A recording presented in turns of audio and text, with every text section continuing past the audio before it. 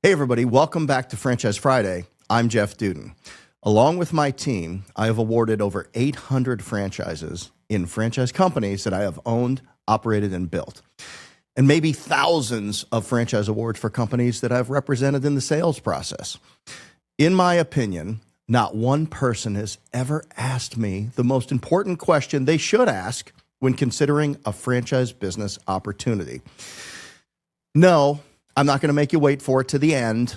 I'm going to give you the question right up front. And then over the next few minutes, I will give you the 4 aspects of a franchise opportunity that you are going to need to evaluate if you're going to answer that question directly and correctly. And of course, while you're listening, if you're interested in browsing our franchise offerings, just go to homefrontbrands.com and look at our incredible property service offerings. They are fantastic. Franchise owners are expanding rapidly across the country. Also, if you're interested in having a framework to evaluate this inflection point in your life that you're obviously going through, or else you wouldn't be here, I suggest you click on the link and download a free copy of my book, Discernment, The Business Athlete's Regimen for a Great Life Through Better Decisions, that will help you build a framework of filters that you can use to make sure that you are making the best possible decision for you and the people that you care the most about. Okay, I promised you'd get it right up front. Drum roll if you have to. Here it is, 4 simple words. Will anybody buy it? Will anybody buy it? There are many great reasons that people decide to get into business ownership for the first time, and there are just as many good reasons for people to eventually sell a business that they have built. Business ownership is the cornerstone of wealth building. It allows you to take advantage of the tax code in many different ways. It allows interplay between owned real estate, complementary businesses or investments, regular stocks and bonds through tax-deferred vehicles designed specifically for you as a business owner.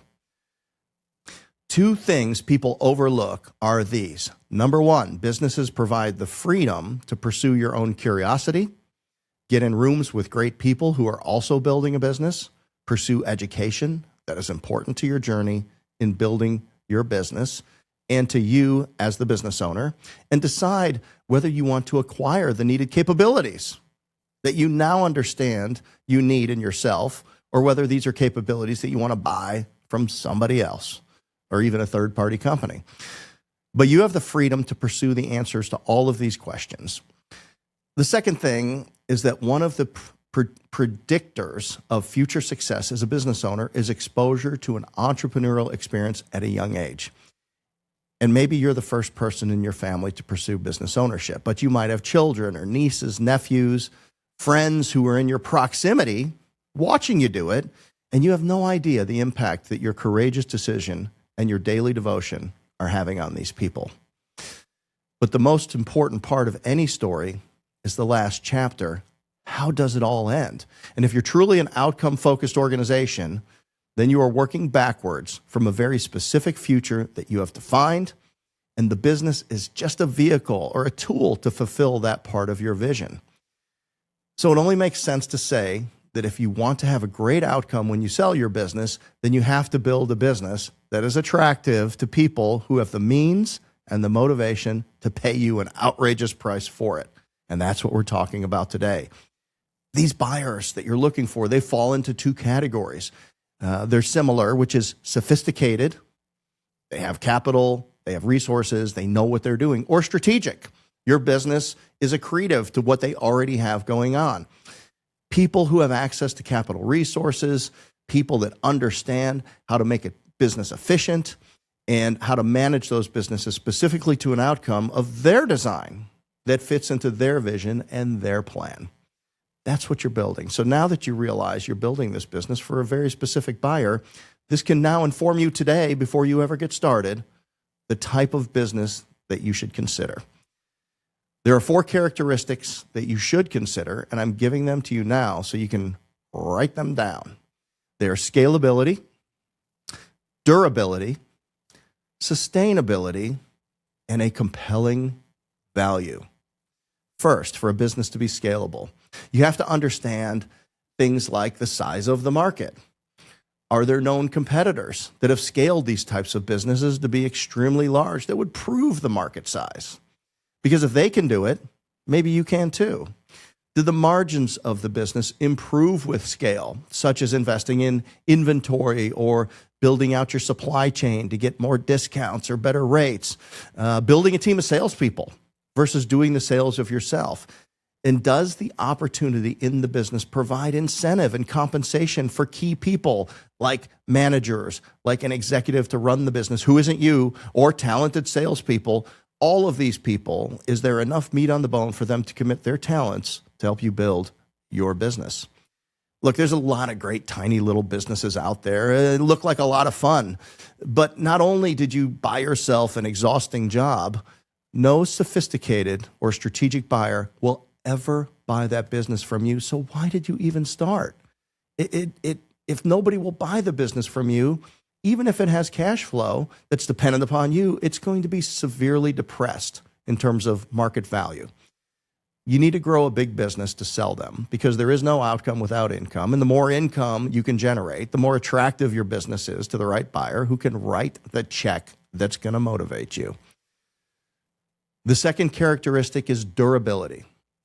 Now, the reason Homefront Brands builds businesses in the home and property service space is because we know that there's going to be 150 million more people in this country by 2050, and that there's already a shortage of houses, schools, retail, and institution like hospitals and universities. All of this building uses all of the services that our Homefront Brands franchise owners provide.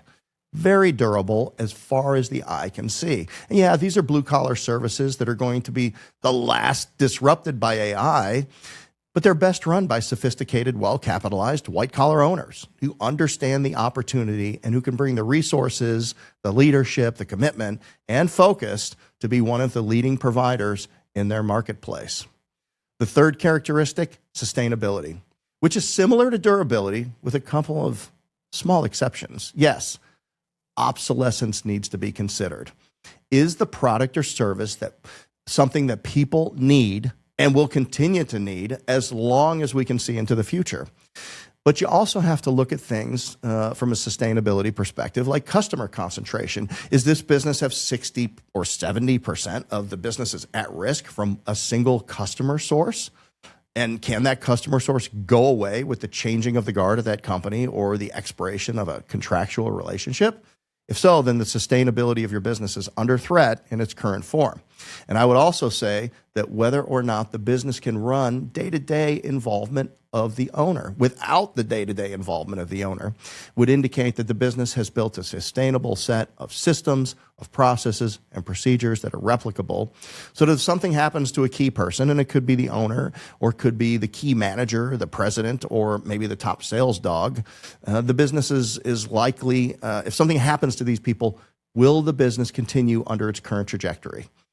And then you need to look around at regulations, kind of macro things, current and future, to see if there's anything outside of your control 100% that is going to significantly change or disrupt the way this business operates or the way the service is provided. Maybe medical type things that are currently unregulated, or if there's industries that are looking to be licensed that are not currently licensed, those could have a big impact on the way that you operate. And the last characteristic, number 4, is compelling. And what I mean by that is, does the business have a compelling position in the marketplace? Does it have a competitive advantage? And does it have an identifiable group of customers who will continue to have this need if we continue to provide great service and then they buy it from us? Can you say, clearly articulate within 30 or 60 seconds, why is this a great business and why do they win in the marketplace? And what is it about the business that the hardcore group of raving customer fans would say is the reason they are loyal to continue to patronize this business? If you answered those questions yes, then your business is compelling. It will be much more attractive to a sophisticated or strategic buyer who, again, is ready to write you that check. Okay, guys, that's good for today. I hope that helps. I can't believe that with 800 franchise owners that I've personally talked to, that they have never asked me this question one time. It's all about beginning with the end in mind. It's all about speaking a bold and powerful future into existence.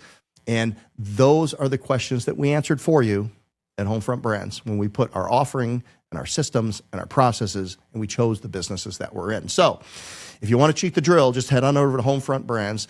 And again, I honestly can't believe that more people don't ask that question and work backwards from the future that they are trying to create for themselves. And ask yourself, hey, if I follow the plan and if I commit my time, energy, and resources, who is the natural and obvious owner who can write a check for this business that I will feel happy and gladly willing to accept? Put that in your decision filter and smoke it. And I promise you that you will rearrange the order of any opportunities that you're looking at immediately, and you will never see this process the same again. And if you want to see how we do it on the home front, just go to homefrontbrands.com or use the link below to get a free copy of my book, Discernment, The Business Athlete's Regimen for a Great Life Through Better Decisions. I'm Jeff Dudan. Thanks for listening.